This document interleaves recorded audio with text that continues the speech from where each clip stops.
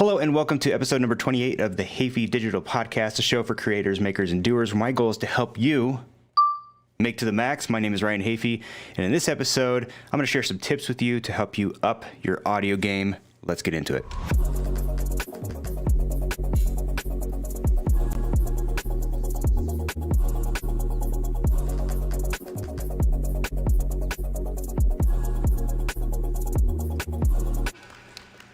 All right.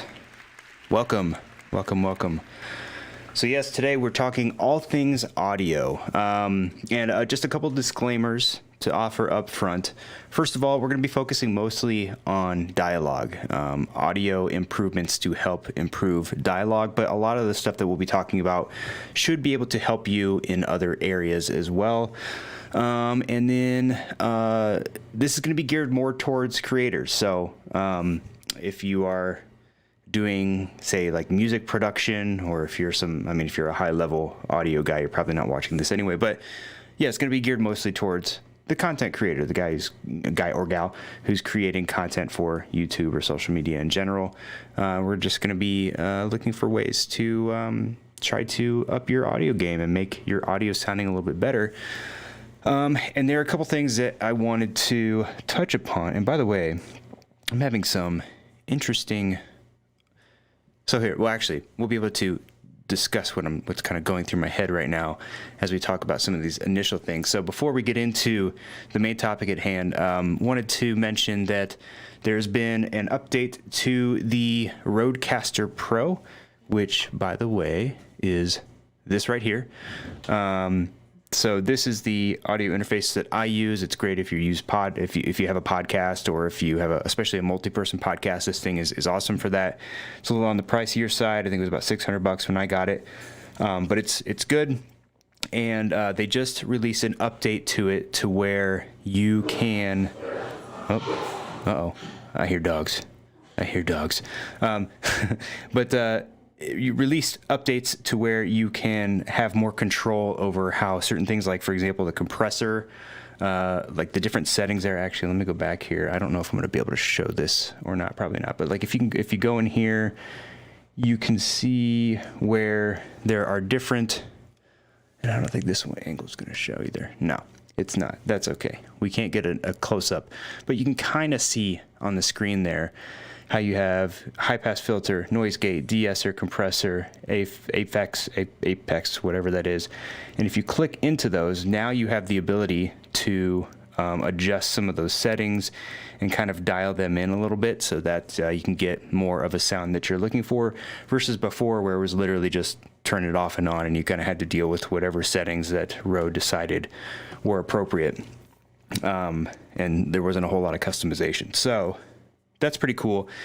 And if you want to get a good idea of what some of those improvements were, along with how to adjust some of those settings, Curtis Judd, a YouTuber who has tons, and he's been around for a long time, has tons and tons of videos on just audio, how to improve audio, different types of gear, microphone placement, all sorts of different tutorials related to audio. I've linked a video of his in the description of this video where he talks about specifically the new compressor settings. So if you want to fine tune your compressor settings, and if you have the Rodecaster Pro, probably a small subset of you out there, but if that's you and you want to see exactly how he goes about doing that and figuring out what all the different settings mean and how to adjust them, go check that link in the description. Also want to point out another creator who doesn't necessarily have a direct impact on what we're talking about today, but more indirectly, just, collectively the things that we're going to be talking about. I've picked a couple things from this guy. Originally saw him in a Potato Jet video. Potato Jet, another creator. And this guy, I guess he's worked on a lot of like high-end productions, and he does audio mixing and production for them. His name's Alex Knickerbocker. Awesome name, but I've got a link for his channel in the description below. He has super informative tutorials, again, about what's the best way to process your audio. If you're wearing a lav mic, where's the best place to put it on your body? What do compressors do? How do they work? All that type of stuff. So check him out. He's been very informative with just kind of getting me on track with how I'm using my audio. So what I was kind of, where the gears were turning a little bit earlier, as I'm listening, so I went through Curtis Judd's YouTube video to try to dial in my audio. And I'm curious how it sounds, because to me it sounds a little punchy. But I recall when I was doing it yesterday and going through it, it wasn't quite as punchy. Oh, by the way, it looks like I dropped some frames early on, but I haven't dropped any frames since, so I think we're okay. Anyway, yeah, the audio in my headphones at least sounds a little punchy. So if you're watching or listening, let me know how this sounds so I can kind of figure it out, and I'll play it back when it's all done. It might just be sounding a little bit different in my headphones versus how it's actually coming through on the YouTubes. But just to give a little background on myself as far as my background when it comes to audio specifically, I picked up a lot from my dad, who I've mentioned before. He was, oh, by the way, I forgot to mention a couple things actually before we get into that. The beverage of choice I'm drinking today is called Spindrift. It's the half tea, half lemon flavor, which this is probably my favorite of the sparkling water flavored varieties. So that's the beverage of choice today. That was number one. Number two, in the intro, you may have heard a different sound effect before as I was doing my introduction, and that sound effect sounded like this. Do that one more time. That is the mystery sound of the week. I'm going to try to get in a habit of creating a sound effect from some piece of gear that I use, whether it's camera related or whatever. It could be a camera shutter, it could be just a camera button noise or something like that. And I'm going to use it as my little intro noise. And you have to decide what it is. So I'll reveal what that noise is at the end of the video. If I remember, hopefully I do. And in the meantime, let me know what you think that noise is and where it comes from. Okay, was there one other thing? No, maybe not. So my dad was an audio engineer for as long as I can remember. He has produced radio advertisements for a long time, even back when it was reel to reel. And so I picked up some tips and tricks along the way with him. And, in high school and into college, I was into music a little bit. So I did a little bit of recording. I actually made and did some rap beats and made some rap songs with a friend of mine back in college, which was fun. So I have a general understanding of audio, although I wouldn't consider it kind of my main, I don't know how it's probably be video or photography, video, audio, I guess, if you had to order them as far as what I'm most knowledgeable in. But just having created, numerous videos over and over the years and experimenting with a lot of different settings, I at least have enough of an understanding at this point to be able to share some knowledge with you fine folks as to, beefing up your audio. Another thing I forgot to mention, that's what it was. If you haven't already, be sure to click that subscribe button and follow me on social media at Ryan Hafey on Instagram and Twitter. Let's have a conversation over there as well once this podcast is over, because why not, So, moving on. First things first, I want to talk about microphones. So obviously, the first way to get better audio is to have a better audio source, is to record it properly before you even get it into editing and before you need to start doing any post-processing. And there's, depending on the type of content that you create, there's a number of different audio option or microphone options. I've got a few of them here. So this is kind of your standard issue shotgun mic. This is the Rode Video Mic Pro, I believe. This one, and then if I come up here, this is the one that I've been using lately, which is I believe it's the Rode Video Micro. It's got this big old kind of unsightly dead cat on it, but it doesn't have any batteries, just plugs right in. The quality of this isn't quite as good as something like this, but the one upside is it's technically smaller and it doesn't require batteries. Also on this model, and I believe they do make a model similar to this that will turn on and off automatically when you turn on the camera, but this one you have to remember to turn it on and to turn it off whenever you want to use it, so that can be a bit of a pain, but both good options. And I will be coming back to that the video micro that I just showed you in a minute, because there's a new microphone that just came out that I haven't used yet, but I saw actually earlier today that I wanted to talk about. So then you have other shotgun microphone options. There's something like this, which would be more of like an overhead shotgun mic that would be out of frame. You would typically put something like this right out of frame, and I actually used to film a lot of videos with this microphone, which I would record into some kind of audio interface. This one's actually a really cheap one. I think it's like $100 you get 2 of these in a kit, which for shotgun mics is pretty unheard of. They're not the best, obviously, but they work, and they're small, and they get the job done. So there's that. Another audio microphone option is, of course, a lavalier mic. So this would be like a little lapel mic that you would just clip onto your shirt. And this is a good option if let's say you're not going to be anywhere near the camera. Maybe you're not going to be close enough to an audio source to be able to record clear audio to a microphone. So you would wear this and you could sync it and post later. There are upsides and downsides to this also. For this particular model, this is the Tascam DR10L, which is a great little device. It's probably about $100. Clips onto your pants, records right into this device here. And so nice small form factor, goes right in your pocket. You can record 2 different audio levels. So you can record kind of like the standard volume, and then it'll also record a second version of the same audio at 6 decibels less. So if you have any audio throughout that peaks, or you get any distortion in your audio, you can always revert to that version of it. The downside of this is obviously that you can't monitor it. And that's a big downside just in general when it comes to recording audio as a content creator, especially if you're doing any vlog style content, which is, oftentimes you're not listening to the audio as you're recording it. So you don't know if there's any wind noise. You don't know if your audio is clipping. So I guess one tip would be, no matter which audio source you use, do some testing and do a little bit of setup.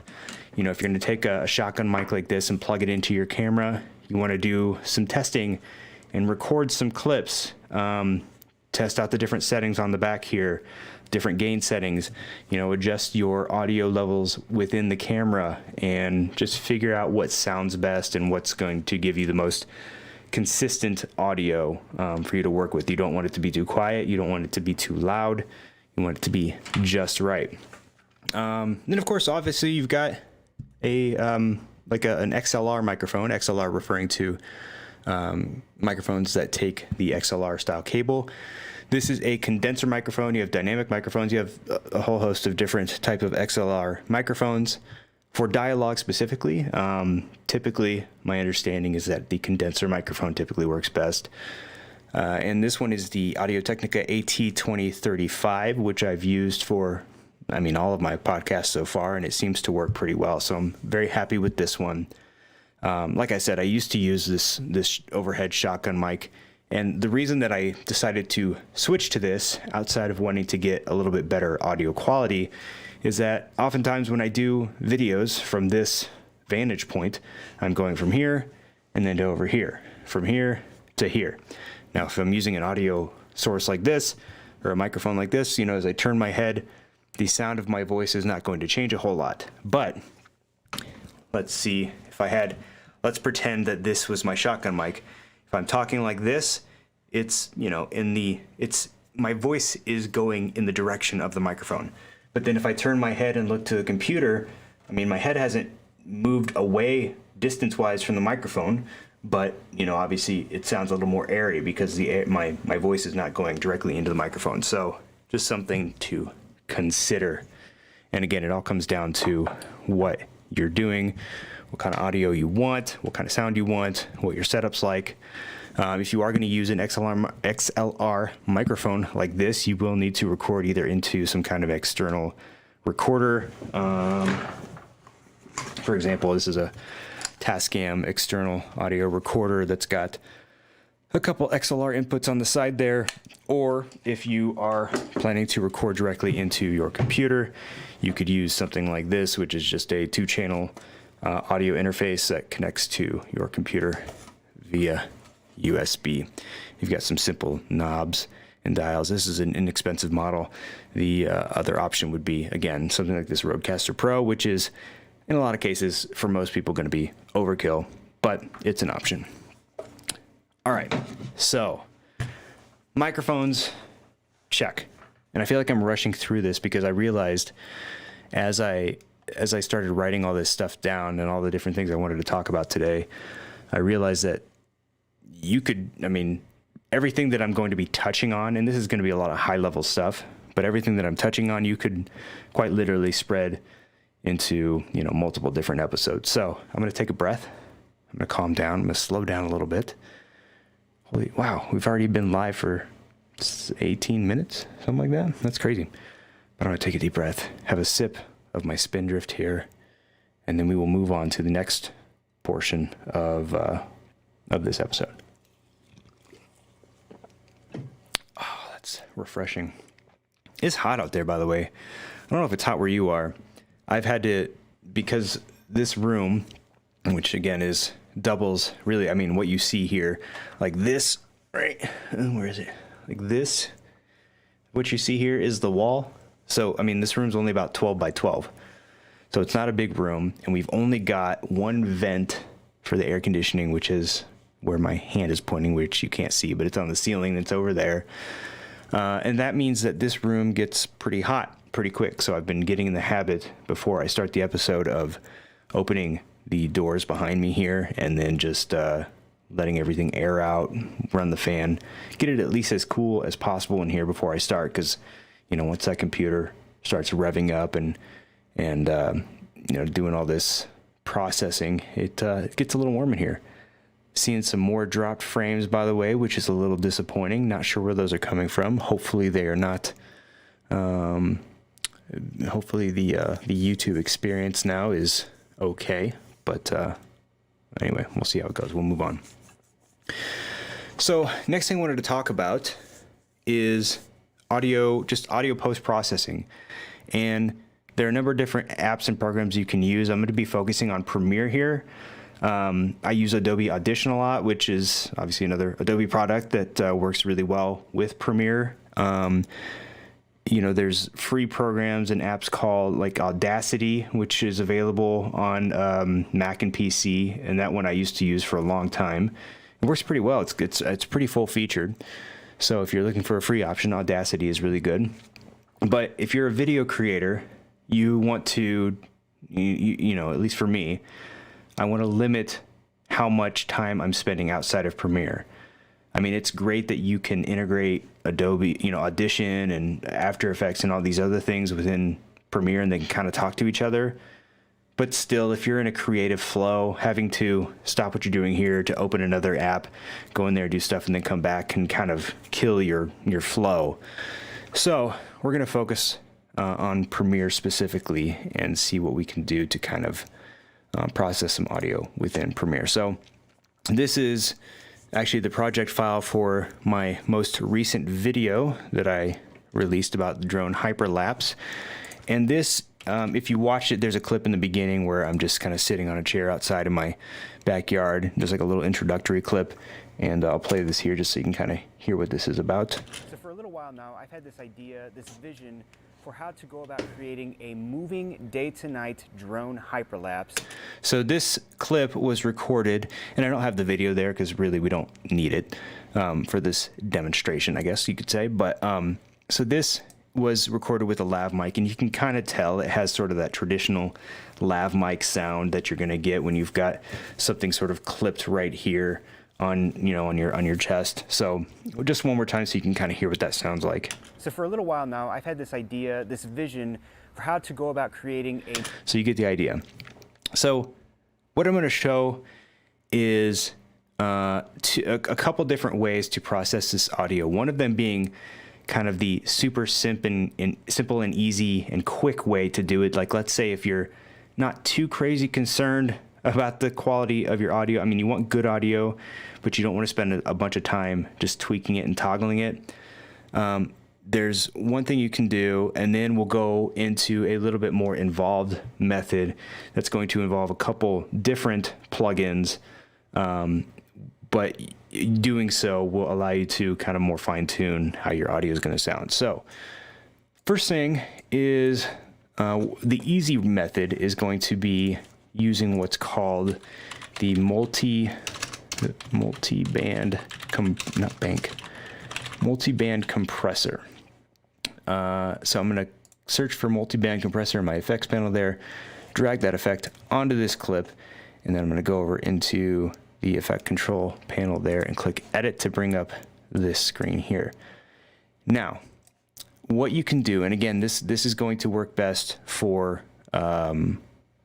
dialogue, but from this top presets dropdown, if you select broadcast and then go down here and change margin to -3, and margin basically is referring to how far the audio is going to be allowed. Like, it's a limit for where your audio will be allowed to as far as decibels. So you don't want your audio to go above -3.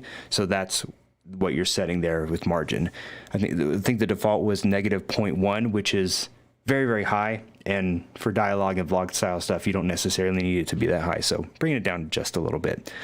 But with that effect applied, okay, so I'll play the clip back again, but with the effect turned off. So the multi-band compressor is not applied right now. Let's play it real quick. So for a little while now, I've had this idea, this vision for how to go about creating a moving day-to-night drone hyperlapse. Okay, and now we will turn it on. You can hear the difference. So for a little while now, I've had this idea, this vision for how to go about creating a moving day-to-night drone hyperlapse. So the compressor just sort of brings out some volume. It makes it a little bit louder, makes it a little bit more clear, just gives it a little bit more life. And for there's been plenty of times when I've just been in a little bit of a rush. I've applied a multi-band compressor, applied those settings, and then just moved on and been perfectly fine with it. And for a lot of cases, that can be perfectly fine. And you can tweak some of this stuff a little bit. I typically don't. I mean, if you have some really quiet audio, you can maybe bump up the output gain. You just want to make sure that when you're playing it back. So for a little while now, I've had this idea, this vision for how to go about creating a moving day-to-night drone. You can kind of see a couple times there I was peeking into the red, so I might bring it down to like maybe a gain of 2 decibels. So once again, I'll play it back and I'll toggle it on and off as it's playing back. On. So for a little while now, I've had this idea, off, this vision for how to go about creating a moving day-to-night drone hyperlapse. And so just gives it a little life. That's a quick, simple, and easy method. So what I'm going to do now is delete that multi-band compressor, and we're going to go to the more involved method. And what I like to start with typically is what's called a parametric equalizer. So I'm going to search parametric, and by the way, this parametric equalizer especially is, you can find it in really any halfway decent audio processing software. And you might be familiar with like kind of the traditional equalizer where you have on one side you have all your basses and it's a bunch of sliders. You have like 10 band EQs where you'll have basses. If you're looking at it, the basses will be on the left side, and then the trebles will be on the right, mids in the middle, and you can kind of just move those levels up and down using those sliders to kind of dial it in. But the parametric equalizer actually makes it quite a bit simpler in that it allows you to use, and I don't really know what this display is technically called, but this gives you the option to listen for more annoying tones, bring those down, and then amplify the sounds that you really want out of your audio. So what I typically do, especially for dialogue, is once I've got this parametric EQ open, I will use the vocal enhancer preset as just kind of a starting point. And with this vocal enhancer, I need to bring you back to the screen here. Apologize. So the vocal enhancer effect here, right off the bat, it's going to get rid of some of the low tones. So in a lot of dialogue, there's a lot of frequencies on the low end that really are unnecessary. So you can just kind of take them out. And it's also going to help to get rid of some of those low hums and things like that. I will also, in a lot of cases, turn on the low pass filter and maybe bring this down just to get rid of some of those annoying high frequencies. This may or may not be something you need to do, but I typically do. Next thing you want to do is just play back your audio and watch, first of all, watch for where your waveforms kind of are located within this little graph there. So for a little while now, I've had this idea, this vision for how to go about creating a moving day-to-night drone hyperlapse. So what I'm noticing right away is that you can see on the high end, and again, over here are going to be where your more treble sounds are going to be, down here, your bass sounds, and then your midtones in the middle there. I'm seeing that I'm having a drop off before this even gets to like the high end there. So I might even bring this low pass filter back a little bit. And I'm also seeing that I'm getting a little bit of some of my voice there is kind of, it's cutting off a little bit of the low end. So I'm going to bring this back a little bit so I can hear a little bit more of that and see if that's something that I want included. I may decide later that I don't want as much bassiness in my voice, and then I'll bring it back to what it was before. But in this case, let's play it back and see where we're at. So for a little while now, I've had this idea. So this is with the effect for how to on. go about creating a moving day-to-night drone hyperlapse. All right, go back to the beginning. I'll turn it off. So for a little while now, I've had this idea, this vision for how to go about creating a moving day-to-night drone hyperlapse. Off. And you may not hear much of a difference, but we're going to tweak a couple things here that might make it a little bit more clear. So bring this back to the beginning again. And now what I'm going to do, excuse me, I'm going to grab onto this number 3 here, and I'm going to kind of toggle it around. First of all, I'm going to raise it up. And what this is going to do is it's going to make this section, this frequency louder. And I'm actually going to go down here and increase this width value. And that's going to allow me to more narrowly determine which frequencies I'm singling out. So what I'm going to do is play the audio back, and I'm going to move that point back and forth and kind of listen for certain frequencies that are not so pleasant. And in doing that, I can locate them, and then I can bring that back down and sort of remove them from the audio. So let's try that. So for a little while now, I've had this idea, this vision for how to go about creating a moving day-to-night drone hyperlapse. Sorry, the preset is off. Here we go. And I think I figured out how I can go about doing that. I'm going to go back to the beginning there. Here we go. So for a little while now, I've had this idea, this vision for how to go about creating a moving day-to-night drone hyperlapse. And I think I figured out how I can go about doing that. So there's kind of this sort of weird bassy, sort of boxy sound that's happening right here. So I'm going to go ahead and bring this down, and then I'm going to decrease that width a little bit, and let's try that again. So for a little while now, I've had this idea, this vision for how to go about creating a moving day-to-night drone hyperlapse. And I think I figured out how I can go about doing that. So it removes a little bit of that boxiness. Now, and you can do this really as many times as you need to. I'm going to grab point number 4 here. Again, increase that width. And let's see if there are any sort of tones in the higher end that are a little bit more unpleasant. Take this back to the beginning. So for a little while now, I've had this idea, this vision for how to go about creating a moving day-to-night drone hyperlapse. And I think I figured out how I can go about doing that. There's kind of like this weird punchiness right in this area. So I'm going to go ahead and bring that down. Again, bring that width back down, and let's see how that sounds. So for a little while now, I've had this idea, this vision for how to go about creating a moving day-to-night drone hyperlapse. Okay, remember that. Let's turn it off. So for a little while now, I've had this idea, this vision for how to go about creating a moving day-to-night. So it's very subtle, and if you weren't listening for it, you might miss it. But listen again, because you can hear it. And, all right, so right now it's off. I'll toggle it off and on, and I'll let you know when it happens. Ready? So for a little while now, Off. I've had this idea, this vision for how to go about creating On. a moving day to night drone hyperlapse. Off. And I think I figured out how I can go about doing that, so let's get to it. On.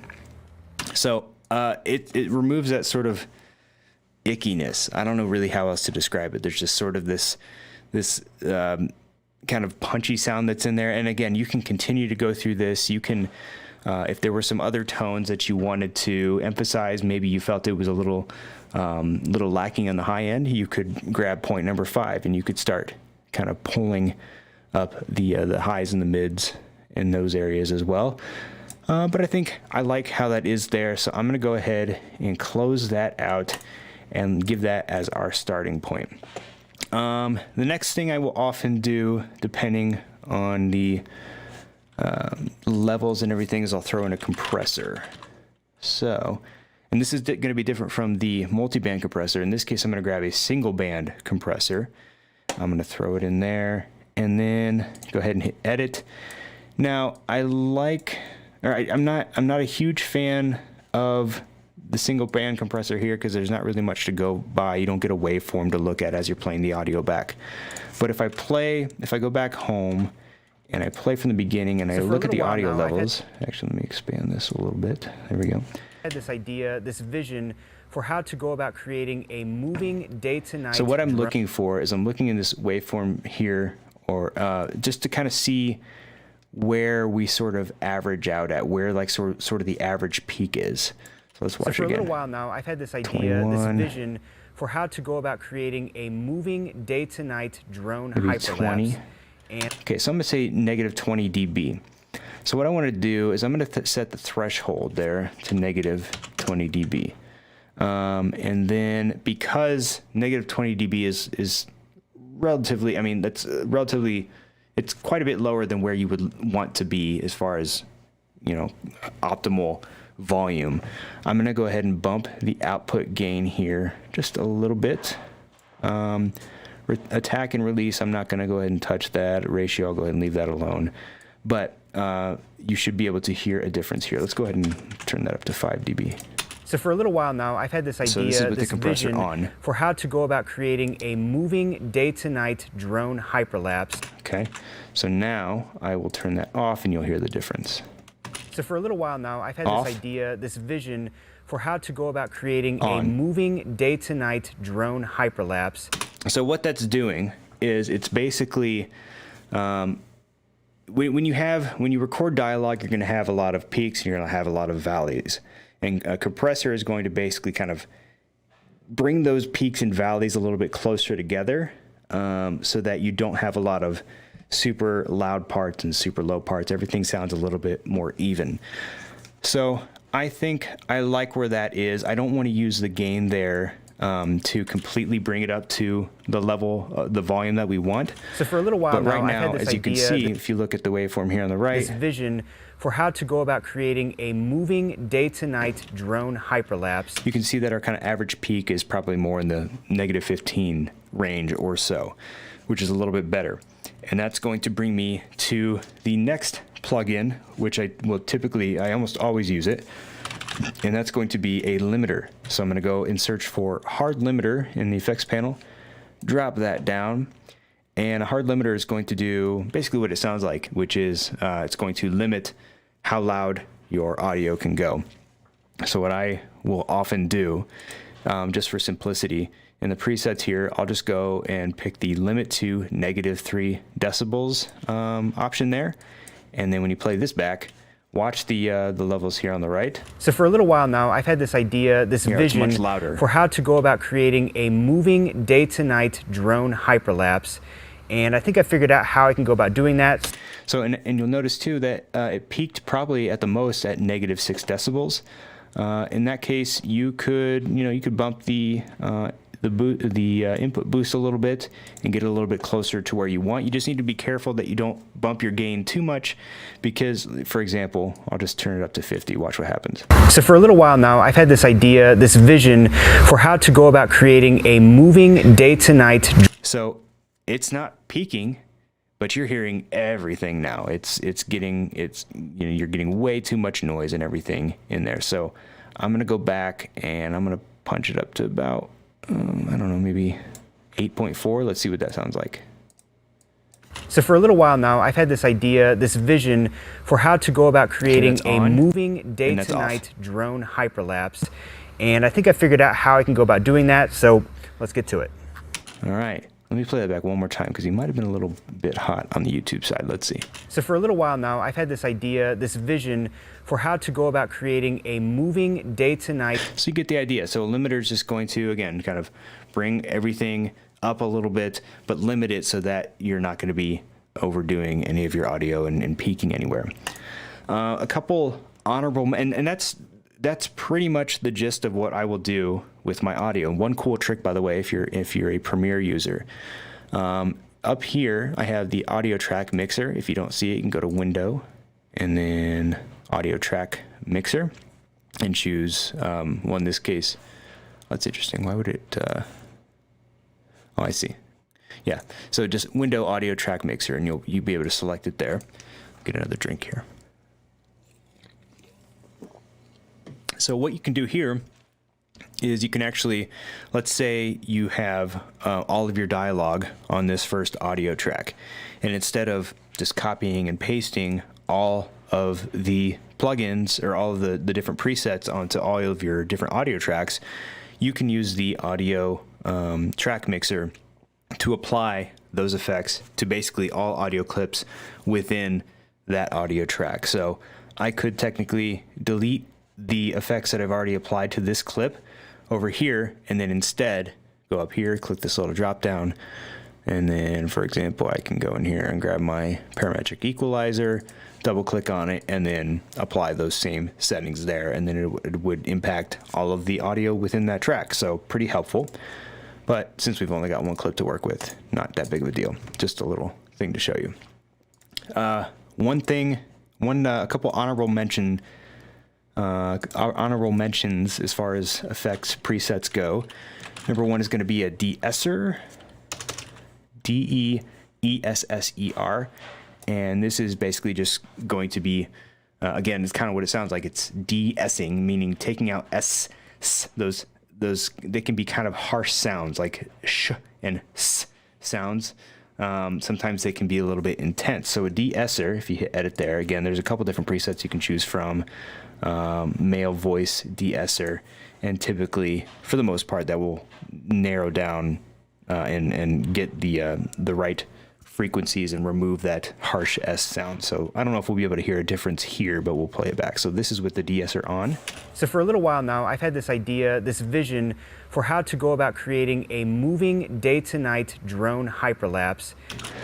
So we'll go back to where I say hyperlapse. Okay, we'll turn it off now. Drone hyperlapse. Let's try it one more time with it on. Day-to-night drone hyperlapse. And so the effect is super minimal in this case with a lavalier mic because it's down here versus kind of right in your face. Probably not going to be as impactful. For something like this, a de-esser can be pretty helpful. But that's one. I'm going to go ahead and delete that because we don't really need it on this clip. The last one would be just a simple denoiser. Like, for example, so I'm going to search denoise, drag that on here. In this clip where I'm here in Premiere, I'm outside. I live close to a couple different roadways, so you can kind of hear some traffic and a little bit of wind noise. Play it back so you can hear that. So for a little while now, I've had this idea, this vision for how to go about creating a moving day-to-night drone. It's not perfect audio, but the one thing you need to be careful with denoisers is that by default, it's going to give you like a 40% denoising, which is a little too much in my opinion. And you could actually probably kind of hear it there as I played it back before I turned it off. I will typically go in and choose light noise reduction and even bring that down maybe closer to like between 10 and 15. The other thing to consider is this processing focus. So you want to look through and determine, you know, where is the noise coming from? Does it sound like it's coming from the lower frequencies or in the mids or in the high frequencies? And if you hover over these, you can see where if you were to select this, for example, if I were to select this option here, it would focus on removing noise from the higher frequencies. So if we play this back. So for a little while now, I've had this idea, this vision for how to go about creating. Right now it's on this setting, which is removing noise from all frequencies. So for a little while now, I've had this idea, this vision for how to go about creating a. But in this case, as you can see, there's not a whole lot going on in the high frequencies there, so it may not be necessary to use a denoiser on the high frequencies. So let's focus on the lower frequencies and see if that makes a difference. So for a little while now, I've had this idea, this vision for how to go about creating a moving data. All right, so that's with it on. Here's with it off. So for a little while now, I've had this idea, this vision for how to go about creating a moving. And I think that sounds pretty good. You could kind of tell that it removes some of that sort of just traffic or sort of just ambient noise, that outdoor noise. So I think I like where that is. Yeah, there we go. So all in all, we play back. This is with everything applied, all the different effects applied to improve the audio. So for a little while now, I've had this idea, this vision for how to go about creating a moving day to night drone hyperlapse. All right, and then if we turn them off, this is what it sounds like in the originally. So for a little while. No, I lied. Hold on, let me turn these off over here. Okay. So for a little while now, I've had this idea, this vision for how to go about so a lot quieter, a moving day a little more to night boxy, drone hyperlapse, and lavalier. So there you go. That's kind of the gist of it. Those are my tips and tricks for getting your audio on point.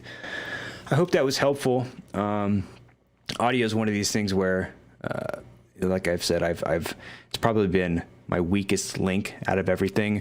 In fact, even videos that I've released recently, I listened back to and I'm like, wow, I really overprocessed that audio, but it's already out and it's too late. Even as I'm listening to myself now, same thing with, I'm kind of like, I think about audio as the same way I think about color grading. I'll get my audio sounding to where I think it works, and then I'll listen to it a little bit later, be like, oh no, that's way wrong. Same thing with my color grading. I'm gonna get out of this there. But yeah, well, hey, if you are still with me at this point, I'd appreciate it if you hit that subscribe button if you haven't already, and be sure to follow me on social media at Ryan Hafey on Instagram and Twitter. And I think I'll call it quits for this one. So until next time, keep on. I think my dogs are fighting, so I gotta go. Keep on creating, making, and doing, and we'll see you in the next one. Bye-bye.